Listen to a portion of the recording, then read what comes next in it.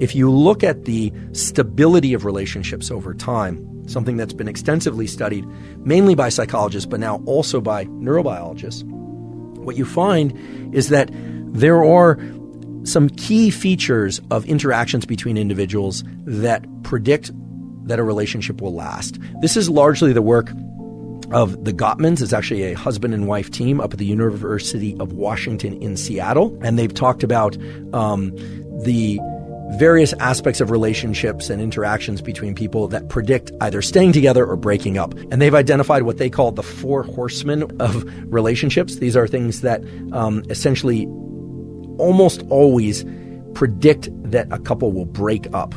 Gottman can predict divorce with 94% accuracy. So let's list down the 4 horsemen of relationships and what can we do to stop them. The first one is criticism. The second, defensiveness. The third, stonewalling. And fourth, the most dangerous one, is contempt. Now, criticism is a part of every relationship, but the intensity and the frequency plays a major role over here. For example, criticism may sound like, "You always talk about yourself. Why are you always so selfish?" A better way to say it would be, "I'm feeling left out today and I really want to talk. Can you please talk about my day?" Defensiveness stands for victimizing yourself and blaming your partner, such as to prevent any incoming attack or to avoid taking any responsibilities. Here's an example of what is defensiveness and how you can deal with it. Now imagine that you're going to a party and your spouse is taking a little time to get dressed.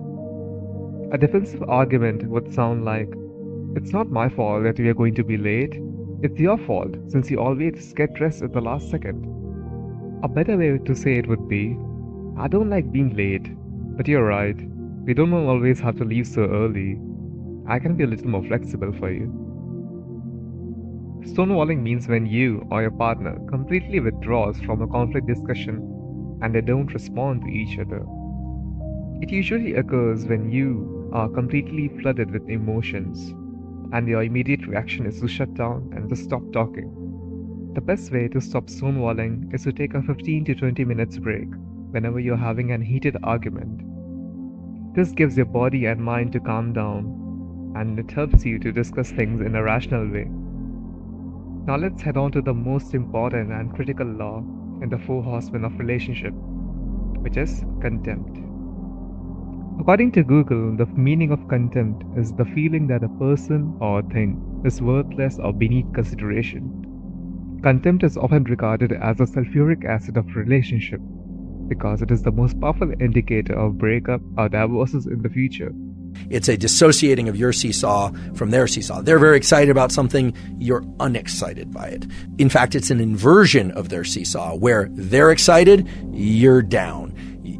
They're down, you're up. Okay, so it's basically an inversion of all of the neural circuits that Helen Fisher and others have identified as critical for desire, love, and attachment, and therefore it's not surprising that it is so strongly predictive of breakups, and in the case of married couples, of divorce. Here's an example of what is contempt and how to resolve it.